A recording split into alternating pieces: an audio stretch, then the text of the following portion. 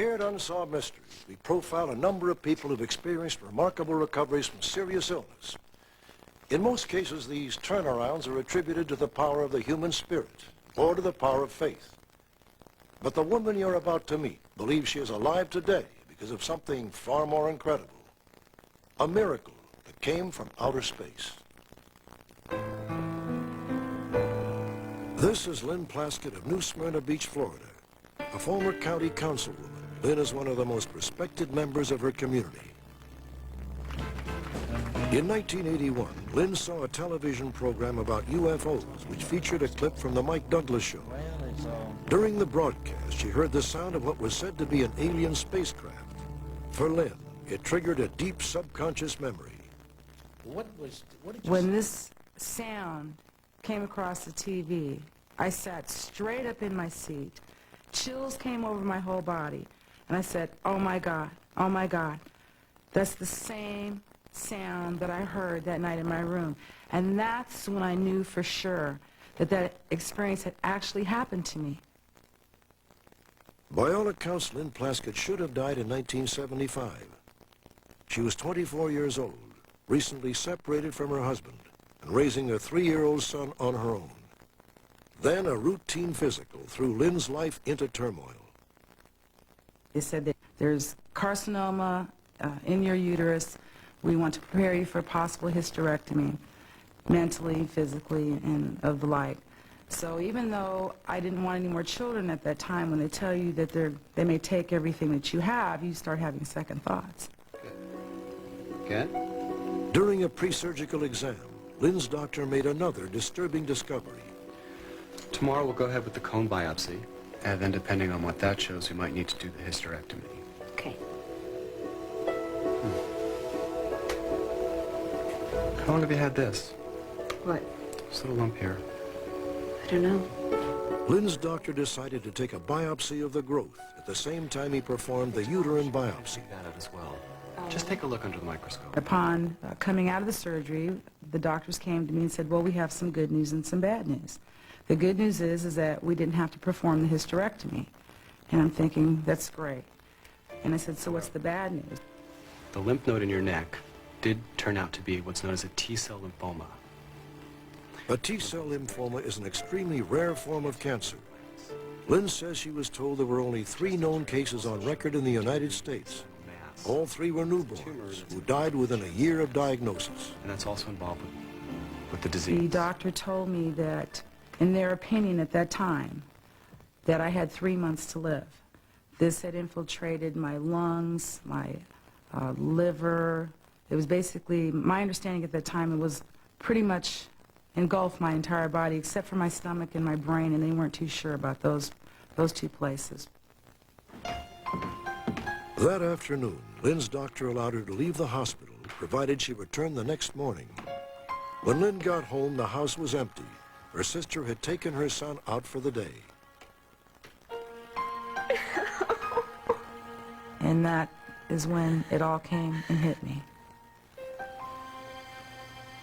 I started crying for my 3-year-old son. And I thought, you know, he is too young. The only thing he will remember is that I left him. In the midst of her anguish, Lynn says she experienced an episode that was nothing short of phenomenal. I heard what sounded like an electrical or a buzzing type sound. And then the room started filling up with a fog-like smoke. Lynn says she suddenly found herself being lifted from the bed, levitated into thin air. It was not a frightening experience, even though I didn't understand, you know, what was happening to me. It was very pleasant. Next, Lynn says the truly extraordinary occurred.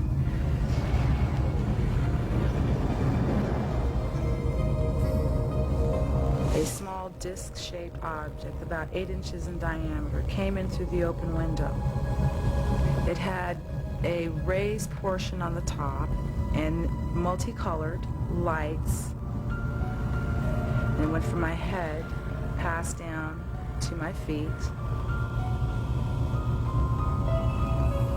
It never actually touched me. However, I felt as if, for some reason, it was almost examining me.